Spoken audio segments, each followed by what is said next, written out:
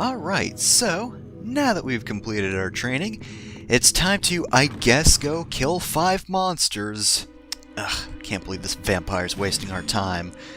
Though, that being said, before we get to the actual hub, first of course I have to break some lamps, naturally, but more importantly, those 5 platforms aren't the only things in this room. Over on the back end, we have a marker stone. So, got another one of those. That's always nice. Not like the most exciting reward, but, you know, it's important. And we have this intimidating-looking door. So, down here, we've got quite the long staircase. Actually, we don't even have the staircase yet, so whatever's down here, you gotta walk a long way to get to it. Not only that, once you get a ways down here, you start hearing a strange rumbling.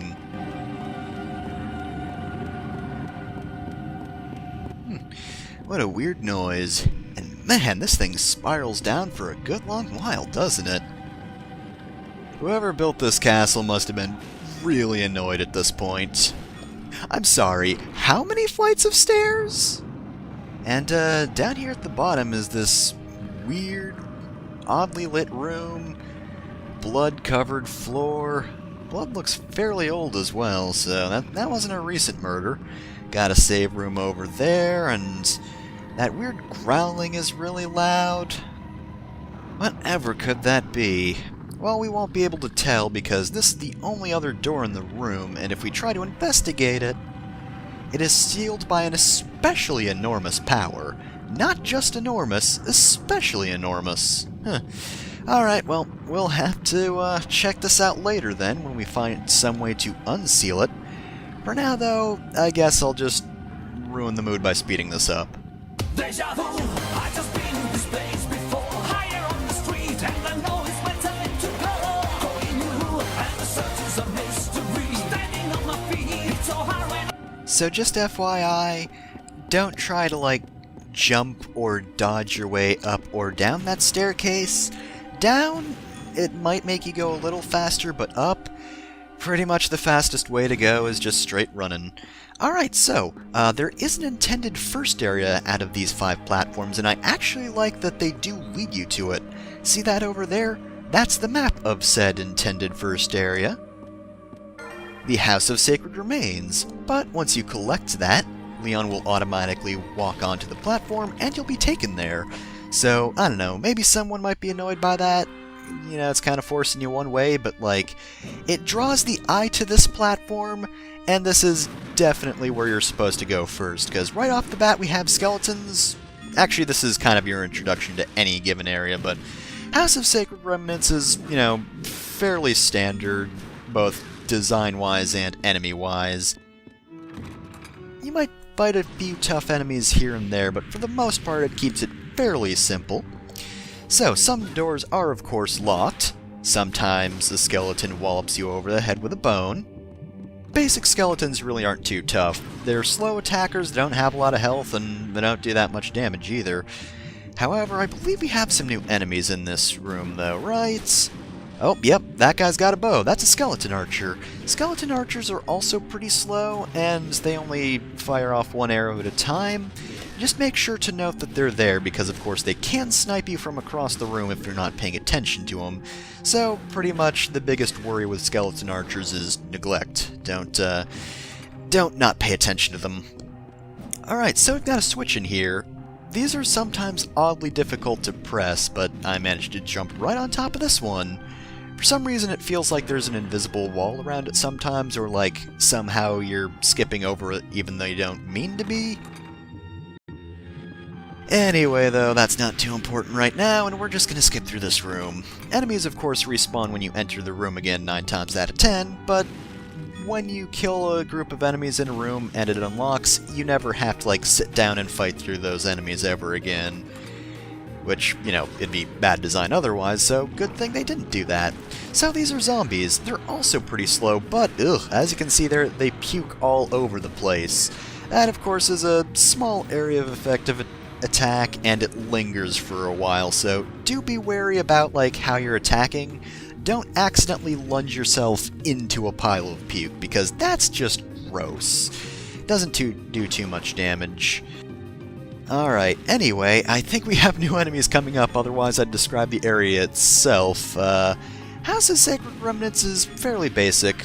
Music's pretty good, though. Oh, here's a locked save room.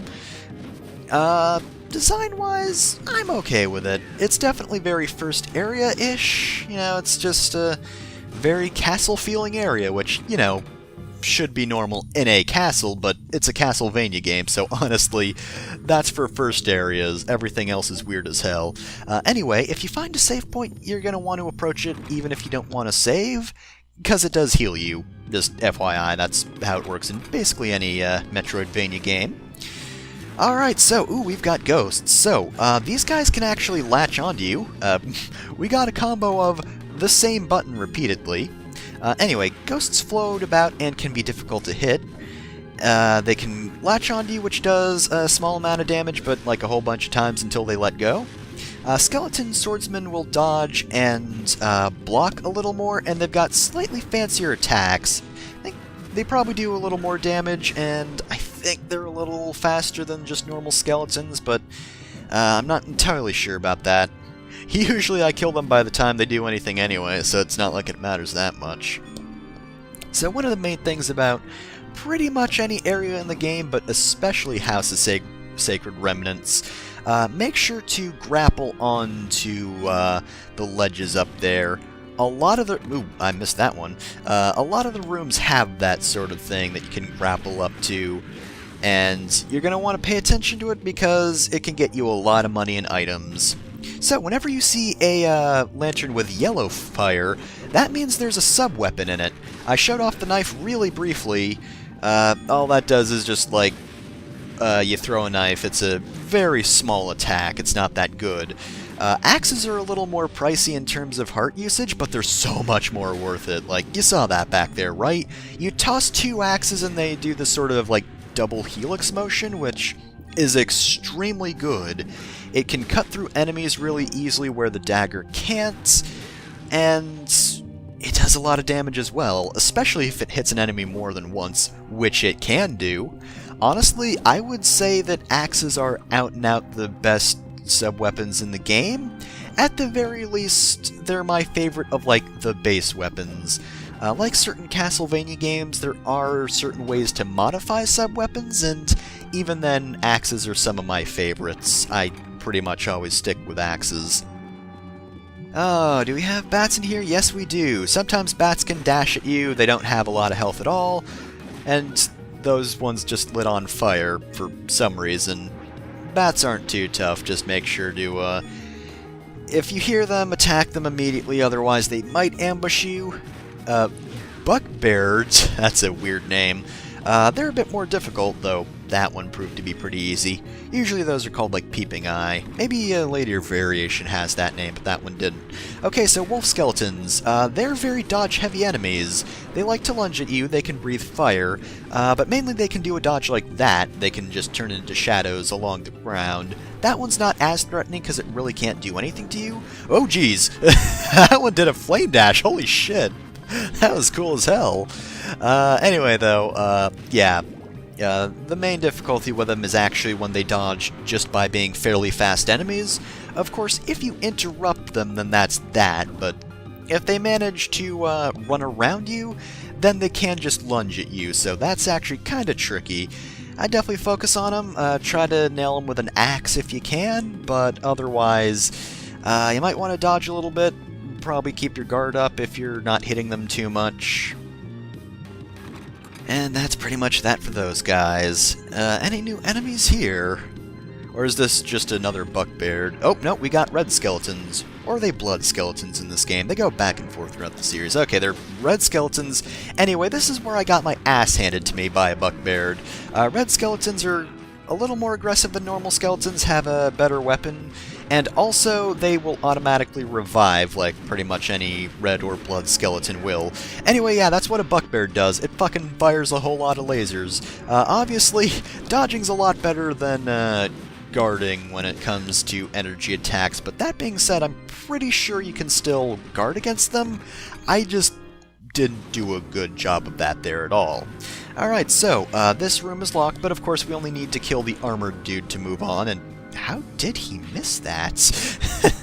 Alright, anyway, so, tricky thing about those guys, of course, is the fact that they can break your guard, and in a room full of fairly aggressive enemies that you can't permanently get rid of, that's actually kind of difficult. Of course, these guys also give you more magic, which is a big mistake, because now I can just do this. Another combo, but this one's for mid-air. Not your best mid-air combo. It's going to be a little while before air combat's really decent and fun. It gets okay later on, nothing amazing. Mostly ground-based enemies in this game, but there are a few aerial dudes that sort of tech definitely helps with. But anyway, yeah, with the current relic we have, using fire is just extremely good, because if they walk into the fire, they'll hurt themselves, so haha, suckers. Anyway, as I was about to say a while ago by this point, I think, oh, new marker stone, very nice. Again, not the most exciting reward, but hey, you can mark places you need to remember for later on. Anyway, though, yeah, House of Sacred Remnants design-wise is okay. My biggest problem with it is honestly just room repetition. Speaking of which, we have to backtrack, which is more of a problem with this game overall, but this area has a lot of loops in it, so whoop. And we're back in the axe room, so I can show off that if you have the sub-weapon that appears in a specific lantern, then that lantern will give you money instead of a new sub-weapon, because all sub-weapons in this game are set. If you find one sub-weapon in a room, that's going to be it forever, so if you lose your axe for some reason, you can just go back to that room for it. I actually really like that. Though in fairness, usually sub-weapons are set in certain rooms, so I guess that's not anything new. But again, you get money for repeat sub-weapons. I think it's usually a larger amount of money is the thing. But of course I already found an axe there, but I'm pretty sure I've found more than $5 before. Anyway, Skeleton Knights have shields, and they can also do magic attacks, but we're not seeing that just yet. Shields, of course, allow them to block, and their block's pretty good. You're going to want to use a heavy attack to get by one of those. Basically, anytime you see Leon sort of lunge with the whip, I guess? Yeah, that's a heavy attack. That little finisher for a combo is actually really good. It will knock over most enemies, and of course break guards as well, so it's a pretty important one. I usually end with a heavy anyway. I usually just do a few lights into heavy attack. That's pretty much my prime strategy for the game. Also, I throw axes, especially once zombies puke. Honestly, though, most sub-weapons are ranged weapons, so you don't have to worry about that too much. If a zombie pukes and then hangs out in it like a gross weirdo, then yeah, you can just skip over it. Not too many enemies, or not too many new enemies anymore, rather. We do get to see their lunge attack. I forget if that's their, the attack where they bite down on you and then refuse to let go for a while. Oh, I decapitated that guy. I don't think it is. I think that was actually the attack where if they hit you, they bite you. They bite you a whole lot. Let me tell you, that is not a good attack. Again, it's a little bit of damage over time. It's the over time part that, it's very damaging.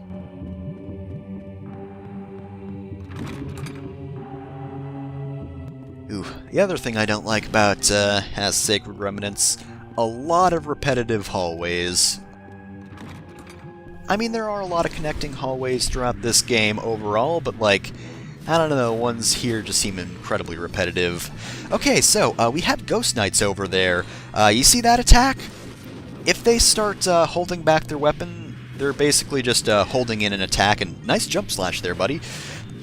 Basically, when they do that, they will charge... Well, they won't charge, but they will follow you a pretty good ways across the room, and they won't strike until they actually get close enough to actually hit you, which makes them kind of predictable, but given how relentless they are if you're fighting a different enemy, that can actually be surprisingly tricky. I will admit that they've definitely gotten me with that one sometimes. They also have a sort of drill attack. Like, basically, they lunge forward, there's a special sound effect for it, and they, like, spin their swords around. I don't get hit by that one too often, but I imagine it does a bit more damage. It probably breaks your guard as well. I think I remember it doing that. Not entirely sure, though. I believe they also have, ooh, a magic attack, and that was a rosary. Alright, so yeah, the rosary, or whatever it might happen to be called in this game, because it's gone by a few different names throughout the series, I think. But anyway, collect one of those and it'll kill everything on screen. Of course, when you enter a room, the enemies initially present aren't always the only enemies in the battle. There are plenty of rooms with reinforcements, so while it does help lighten some possibly tricky encounters, it's not like it's perfect for just like clearing a room and then just, you know, letting you be done with a thing. It is pretty good for hallways, though, because generally reinforcements don't come in there, and man, not really good with the depth perception here. I mean, there is a little bit of issue in that shadows don't exactly work properly with this emulator, and by the way, if we went into the other room that I was closer to before, we'd loop back, but yeah, anyway, shadows don't appear properly on this emulator is what I was trying to say.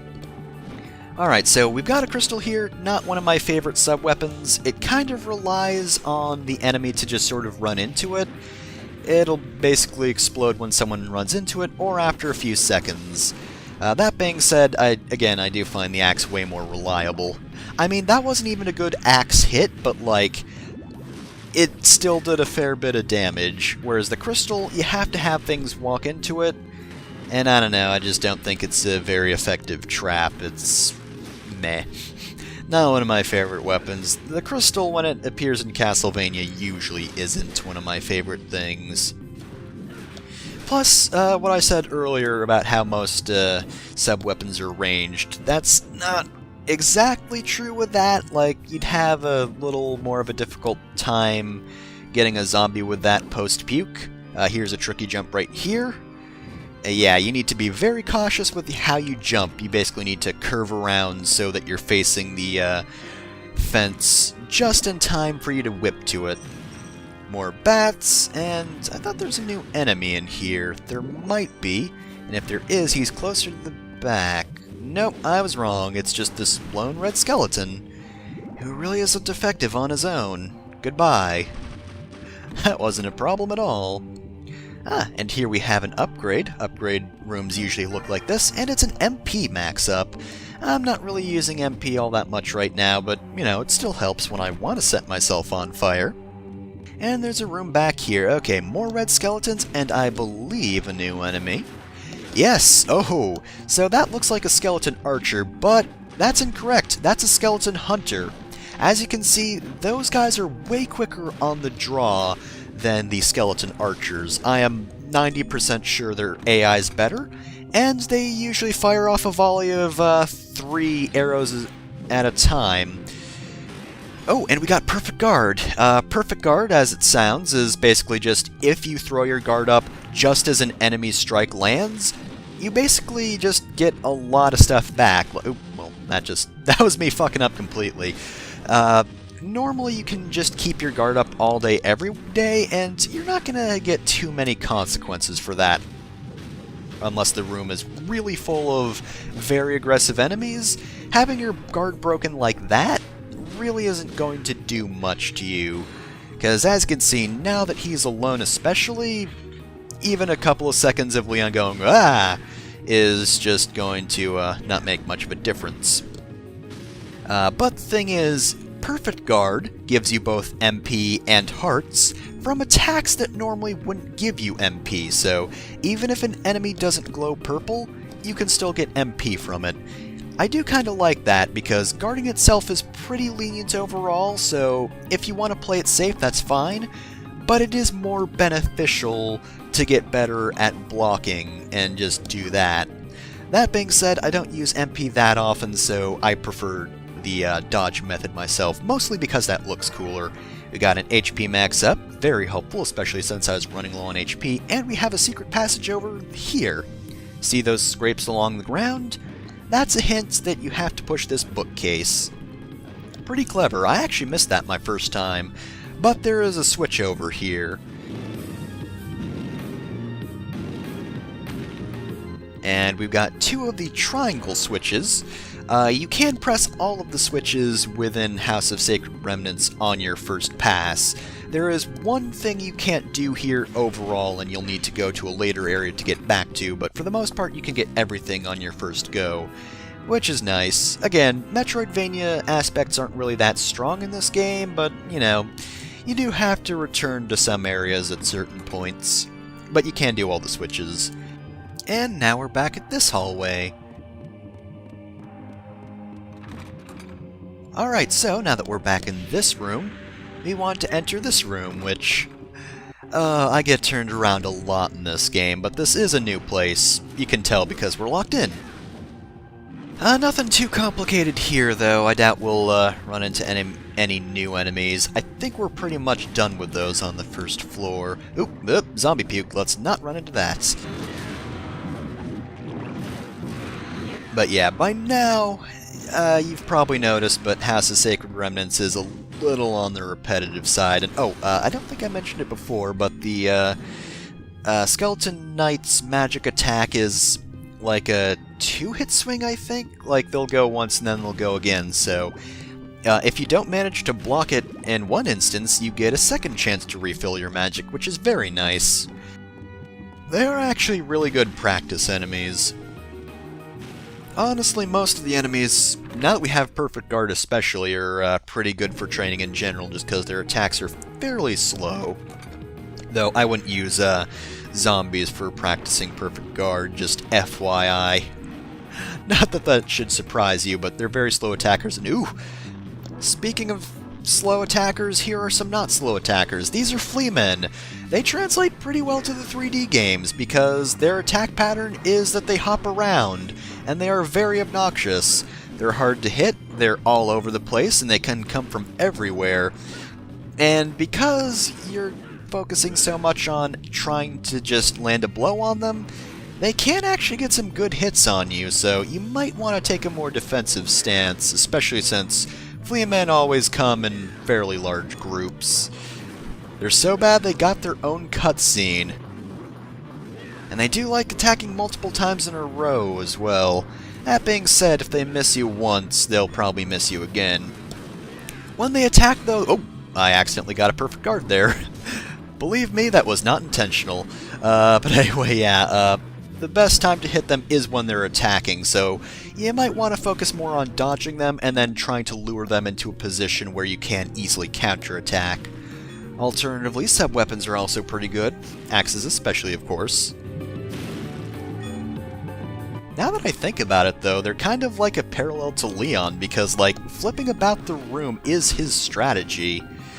Anyway, we've got a weird platformy room. There are these weird spots on the ground that do whatever that is. They spikeify, I guess? I don't know. They can travel underneath these walls, but you can actually jump over them and stand on the pillars, so if for some reason you're getting hit by these things, which you shouldn't be, they're really not difficult to dodge, says the person who gets hit by them later on, not that you'll see that. Yeah, they're easy enough to dodge, and you can just go to an upper level if need be. Here's a spike room. You can jump over those spike walls, but it's better if you just wait for them to pass than just run past them and hope to get to the next section in time. And here's me not being able to press a switch for a while. See what I mean? It's just kinda awkward to hit these things at times, and I don't know why. Alright, so that's 2 out of the 3 switches we need for that door. The line door is the required one. The triangle door, not so much, so if you missed that, that's not a problem. Again, I missed that as well, but trust me, you do want to get the triangle door, because otherwise you're going to miss out on something. Just FYI.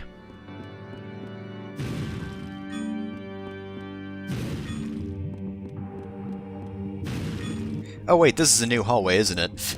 I went silent because I thought we were backtracking, but no. I suddenly realized, hey, I'm not being assaulted by several Fleamen. This is a different hallway. Alright, we've got skeleton archers, but again, skeleton hunters are way better, and that was a pretty sweet hit right there. But yeah, see, look how slow those guys are. I wasn't really even that prepared to dodge, and I still managed, well, guard rather, but I still managed to do that. Skeleton archers just take forever to fire, and while he is off screen, he's not even firing. Like, does he not do that unless you can see him? Maybe he's just trying to maneuver his way around the room. You didn't see that. Anyway, yeah, skeleton archers are wimps, and no one should ever be hit by them, like I wasn't. Oh, wow, that was a pretty sweet dodge, though. Not that it helped him, but it was a really sweet dodge. You have to admit that. I'll admit, that was a good dodge. Not worthy of Leon himself, because Leon is the dodge master. I think that was a larger heart, so that might actually give you more hearts. Then again, I only had to refill 2 more anyway, so one day I'll know how many hearts actually refill what. I mean, little ones and slightly bigger ones are both 2, which is kinda dumb. There must be like a heart effect increasing accessory or something, I don't know. You'll never find anything too difficult guarding these save points. I guess they just want you to prove that you can just kill things. So this is a pretty big hallway. Oh, we've been this way though, so we're going this way instead. In this lantern we have holy water, always fairly useful, though this one doesn't quite get the range that the 2D games get. Usually those travel forwards, but that being said, holy water in this game is decent, just because that is a pretty big arc in front of Leon. That is actually effective in, you know, killing stuff. Or at the very least stopping enemies in their tracks. Alright, so we've got another one of these rooms with the weird ground things. This one encourages you to stick to pillars, though, for the most part.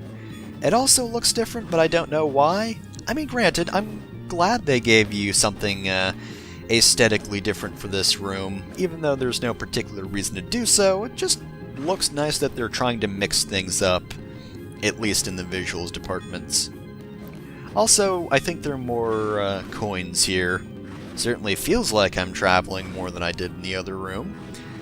Thankfully, though, there's also only one exit to this room, unlike the other way. Like I said, because of the way this game's camera angles changed, I get turned around a lot. So many times. So many restarts because I just keep getting lost. Oh, and we've got another one of these rooms as well. This one's a little trickier, and unfortunately you won't make it all the way over to a safe patch of ground without having to dodge. I dodged pretty well there, though. That's good. Alright, now down here... Oh, okay, so we can't... Oh! We can't do anything in this hallway just yet, other than kill the wolf skeletons, and then get a very nasty headbutt from one. Headbutt by a skull. That's gotta hurt. Alright, so that door over there looks a bit different, and the reason being is you need a key for it. Yeah, we can't get the yellow dragon key in here, of course. Keys are kind of like the biggest things you need between areas. Like, every key you get is for a different level of the game, and wow, I fucked that one up. Thankfully, being impaled in the leg only does 30 damage. It's like, what? A little more than 2 or 3 pukes, I think? Alright, so here's the other switch, and of course, that means the line door is complete, which is good, because if this wasn't the switch to the line door, we couldn't progress. Anyway, though, yeah, keys work between the major levels of the game, so the yellow dragon key will go to some other place. Don't ask me, I don't know off the top of my head. Alright, so here we are back in the gigantic T hallway, and we're going to end things off because we're very nearly done with the first floor of House of Sacred Remnants. There are only 2 floors, and the second one's actually pretty short, so I would definitely say we're about halfway through this place. Not too bad for the first area, so next time on Castlevania Lament of Innocence, we'll be sweeping up most of the rest of this area.